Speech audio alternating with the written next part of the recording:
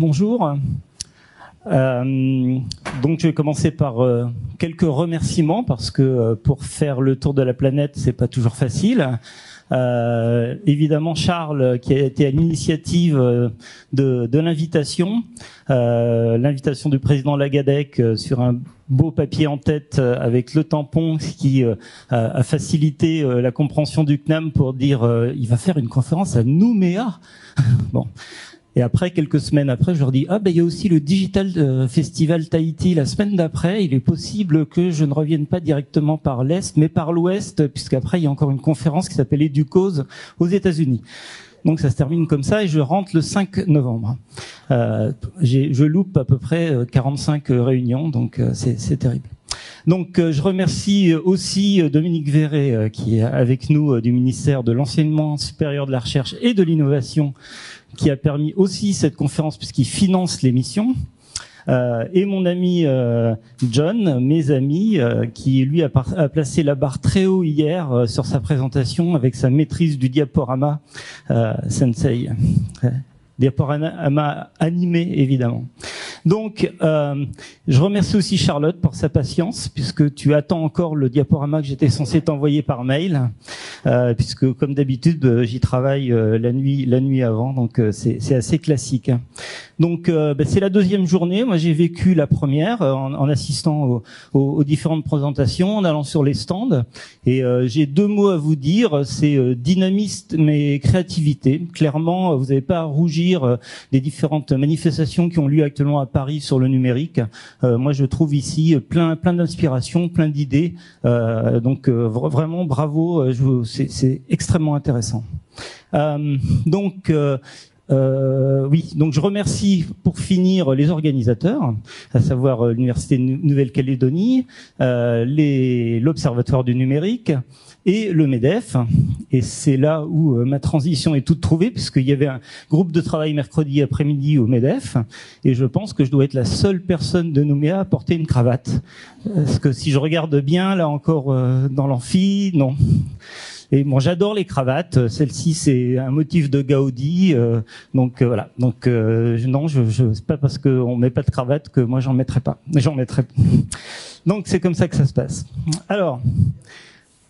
Dans les intros, je sais pas si vous avez vu des conférences aux États-Unis, puisqu'on y va chaque année, John, Dominique et moi, avec une délégation française.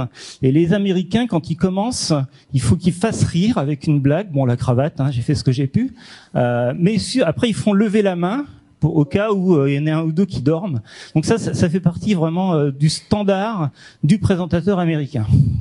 Et pour vous faire lever la main, je voulais savoir est-ce qu'il y a des enseignants dans la salle? Et est-ce qu'il y a des anciens enseignants dans la salle? Gardez la main levée, les enseignants, comme ça je vais... Enseignants, anciens enseignants, et est-ce qu'il y a des formateurs, anciens enseignants dans la salle? Ben voilà, ça fait du monde. Merci. Donc j'ai fait les deux gimmicks américains. Et maintenant, on va faire un selfie. Oui, parce que moi, je me définis comme un pédagogue geek.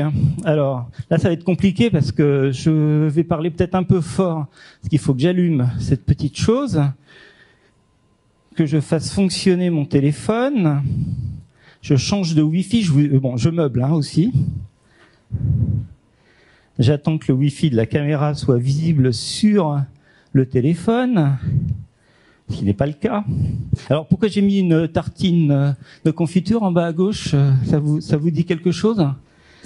Ça s'appelle l'effet démo, c'est-à-dire une tartine de confiture, quand elle tombe toujours du côté confiture. Ça s'appelle aussi, excusez-moi du terme, mais la loi de l'emmerdement maximum. Donc là, si ça ne marche pas, j'ai tout prévu, à savoir meubler en disant c'est la loi de l'emmerdement maximum et de l'effet démo. Donc j'ai le Wi-Fi arrive. J'adore la technologie, hein, c'est fait pour. Voilà. Toujours pas de caméra. Ah, voilà ma caméra. Faut pas être pressé, faut tranquillement lui dire vas-y, connecte-toi. Ça prendra 10 minutes sur la demi-heure de ma présentation, c'est pas grave. Et là, Et là, je laisse le micro parce que...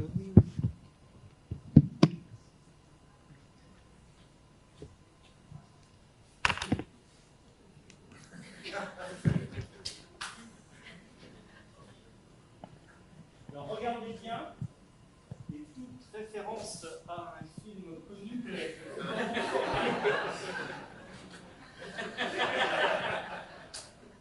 Donc, il y a un petit lien, je levez la main, faites quelque chose, regardez bien. Vous avez entendu le petit bip? Bon, je suis Thierry Cosset-Lugac, hein. Les souvenirs n'ont pas été faciles.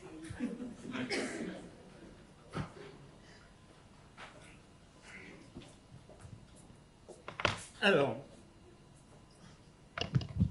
c'est pas tout. Je le transfère sur l'ordinateur.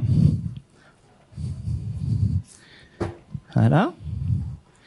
Donc vous allez le voir en direct. Comment on transfère sur ordinateur? On utilise un petit hop. Alors c'est là où on se dit la technologie n'est pas faite pour enseigner telle qu'elle a été imaginée sur nos ordinateurs. Elle a été imaginée pour faire de la bureautique, pas pour enseigner. Donc un menu déroulant, toutes ces choses à faire, alors que voilà, c'est compliqué. Aller chercher la photo, lui dire hop, en voilà ici. Donc qu'est-ce que je vois? L'iPad de Manuel. Thierry, bon voilà, c'est bon. Il n'y a pas de John Ogéry, tiens, tout à l'heure il y était. C'est parti.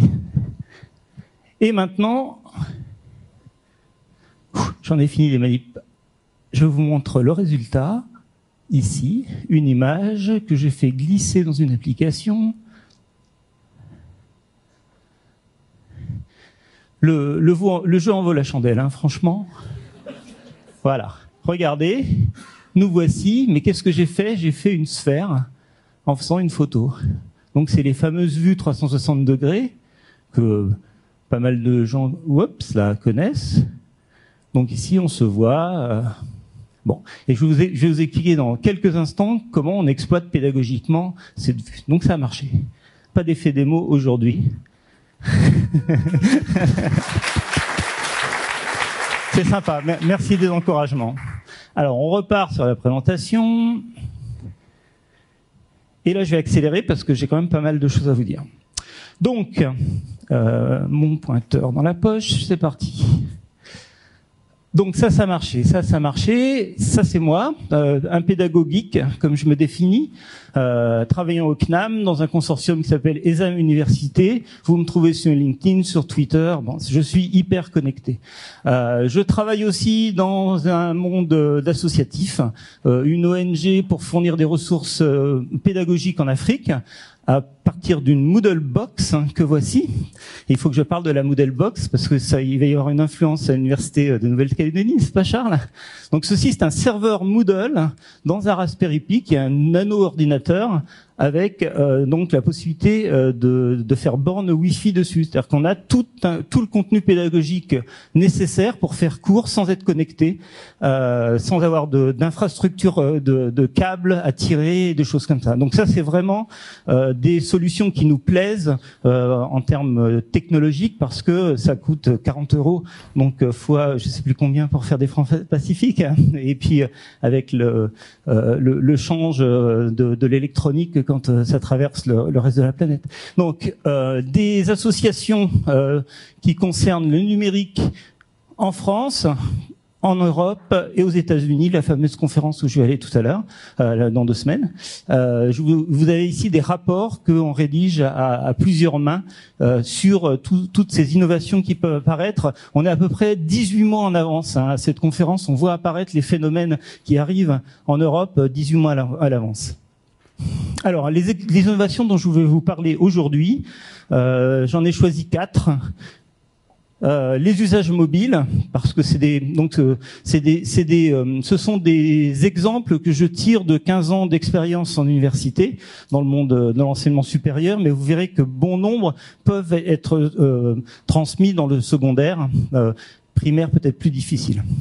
Donc des usages mobiles, l'intelligence collective, l'intelligence artificielle, on en parlait il y a quelques instants, et la réalité virtuelle et la réalité augmentée.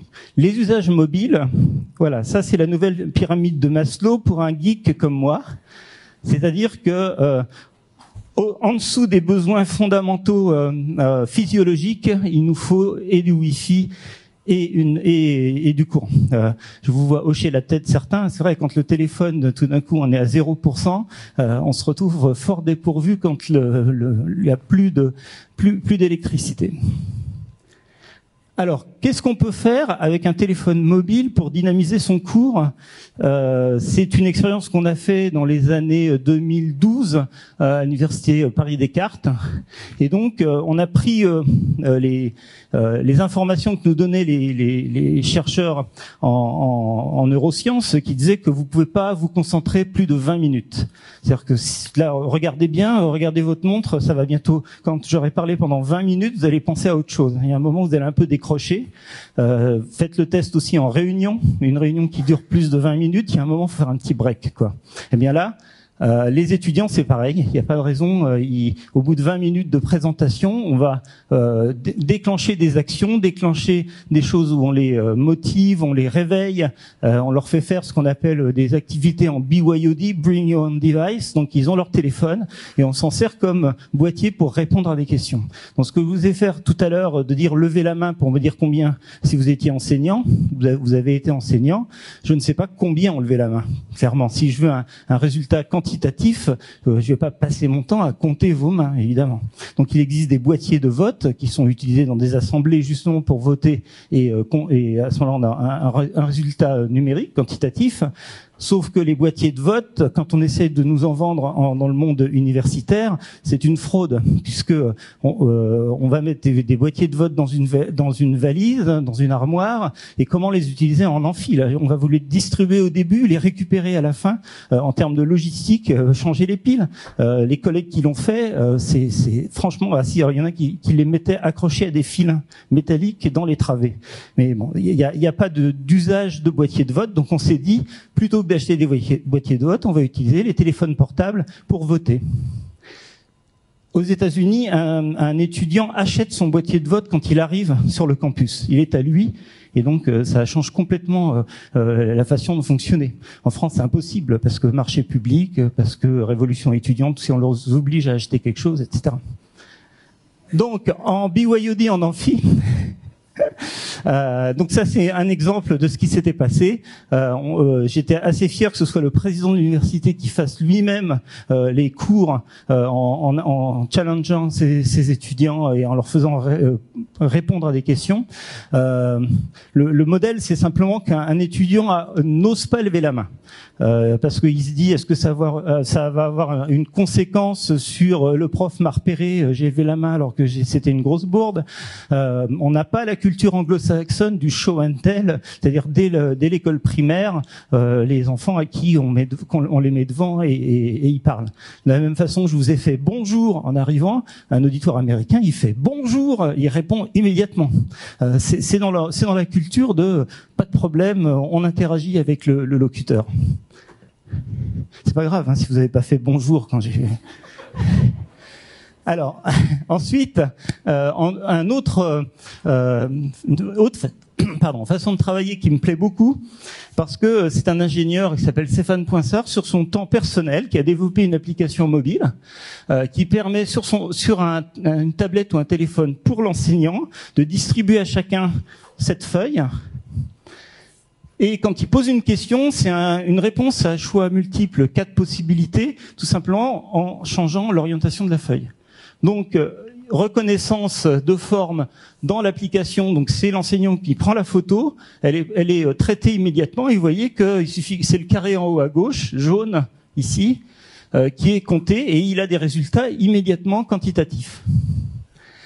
Donc là, et les étudiants s'habituent très vite. Vous voyez là, l'étudiant qui l'a mis de travers, ben ça marche pas, hein, ici. Donc ça, moi j'aime bien ce type de dispositif parce que niveau investissement, pas grand-chose quoi. Et ça permet assez rapidement de faire des petits sondages auprès des étudiants. Intelligence collective. Je regarde l'heure. Tu me dis aussi, hein, Charlotte, ça va ? Moi, je t'en prie. Donc, les classes inversées, ça c'est un mot qui n'est plus tabou à l'université, comme la pédagogie il y a quelques temps. Classe inversée, ça veut dire que on change la façon de travailler. Les cours ne sont plus magistraux et purement transmissifs, mais on va fournir des ressources en ligne aux étudiants, alors moi je dis plus étudiants au Conservatoire des Arts et Métiers, on dit les auditeurs, hein, puisque ce sont des personnes qui sont déjà en emploi, salariés, et on leur transmet des informations, ils vont les regarder, donc c'est là où il y a des connaissances à comprendre, donc on les enrobe dans un certain nombre d'interfaces riches pour qu'ils comprennent, je vais vous en montrer une juste après. On leur demande de faire des recherches documentaires, on leur demande de construire une activité, donc d'être acteurs de leur formation. Donc c'est l'école constructiviste et non pas transmissive. Donc des exposés, des débats, tout ça c'est assez classique, sauf que c'est quand on est dans l'amphi, on est actif, on fait des études de cas, on pose des questions à l'enseignant. On n'est pas en train de gratter sa feuille en écoutant et au bout de 20 minutes, comme je vous l'ai dit, on lâche. Donc voilà le type de ressources vidéo enrichies qu'on peut créer. C'est un éditeur open source qui s'appelle basé sur Scénario, une chaîne éditoriale où on va encapsuler une vidéo, des petits grains, plusieurs vidéos même, avec des menus, avec les diapositives qui vont bien, voire même un glossaire, etc. Donc ça c'est une ressource qui va être utilisée et regardée avant de mettre les pieds en cours. Alors on parle même de classe renversée, parce que le renversement c'est tout simplement l'étudiant qui devient auteur des contenus pédagogiques, qui devient, soyons quand même modestes, qui élabore une partie de ce qu'il doit apprendre, et donc on lui demande de travailler sur des sujets, de l'exposer devant les autres étudiants. Il est évalué par les autres étudiants, donc c'est de l'évaluation par les pairs. Et à ce moment-là, donc, évidemment, on ne maîtrise jamais aussi bien que quand on a besoin de transmettre une information. Donc, c'est le learning by doing, c'est toute cette école qui est de dire on va rendre les étudiants actifs et non pas passifs.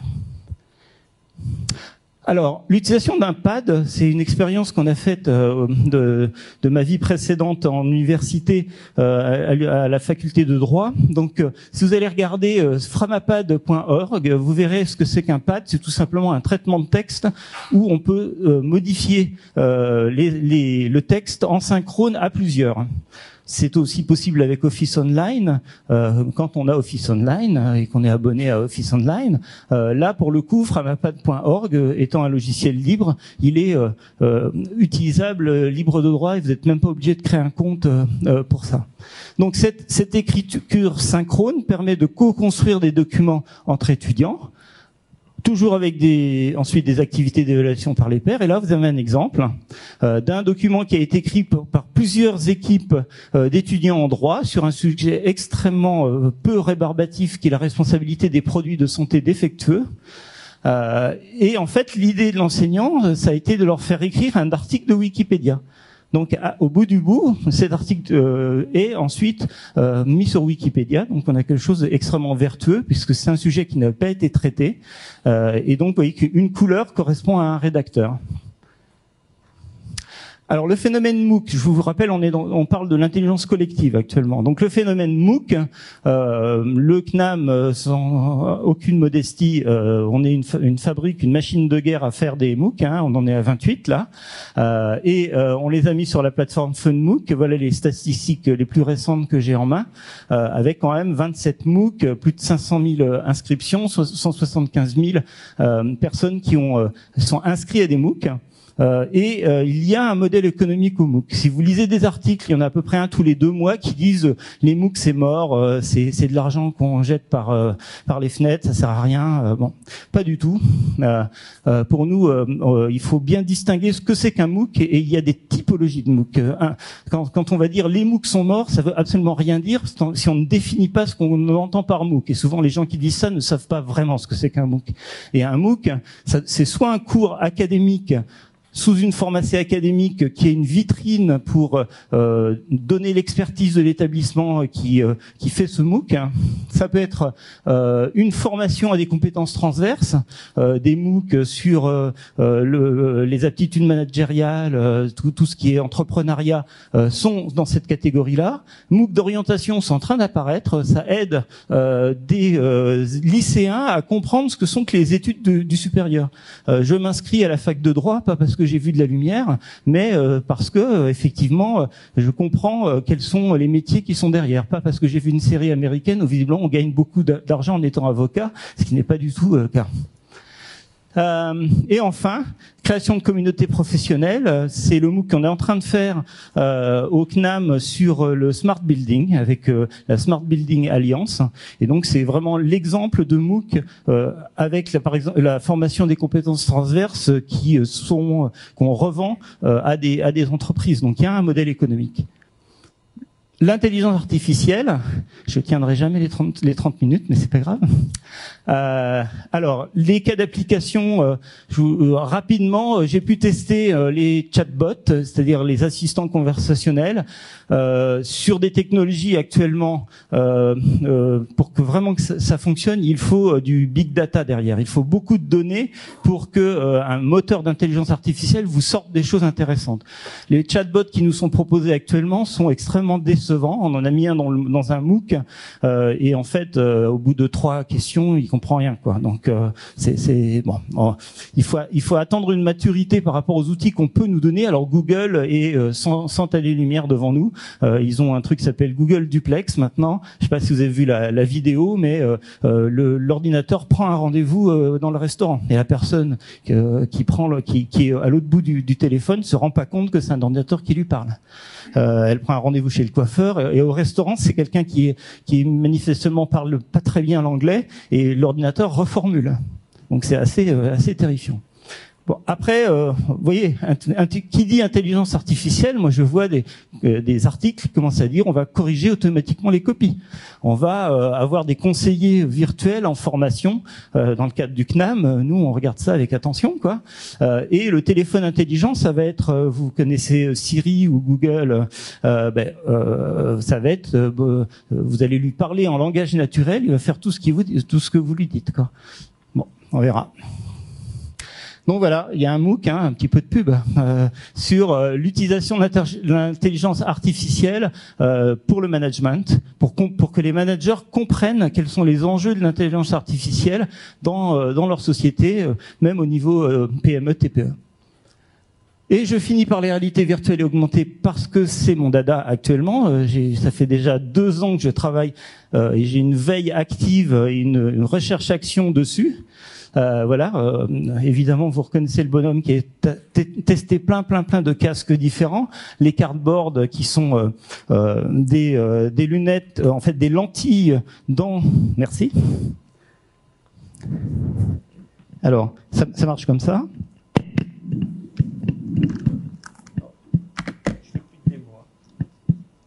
Voilà, comme ça. Et si j'affichais quelque chose, je le verrai. Donc ça, on fera ça tout à l'heure en atelier. Voilà. Ensuite, la réalité augmentée, ce sont des lunettes, on voit à travers les lunettes. Ça veut dire que vous ajoutez des objets numériques dans votre environnement. Sachant qu'on a des nouvelles générations qui arrivent, les Oculus Go, dont je vous ai amené une paire ici, donc toute l'électronique est embarquée contrairement à celle où on est obligé de mettre un téléphone dedans, avec une petite manette. À l'atelier, on aura le temps de faire un ou 2 tests avec. Et enfin, des nouvelles générations de casques de réalité virtuelle, c'est-à-dire que vous êtes immergé dans quelque chose, mais il y a 2 caméras dessus qui vous affichent l'environnement. Donc c'est virtuel et augmenté. Donc on appelle ça de la réalité mixte. Et on annonce qu'en 2020, Apple nous sortira des lunettes extrêmement fines, vert organique, et tout va s'afficher dessus, quoi. Voilà. Alors, est-ce qu'on peut faire de la réalité augmentée en amphi? Ça, c'est une petite... Imaginez qu'est-ce que pourrait être un enseignant avec des lunettes Apple de réalité augmentée. Donc, il est dans son amphi, on a l'effet qu'on appelle le mur d'écran.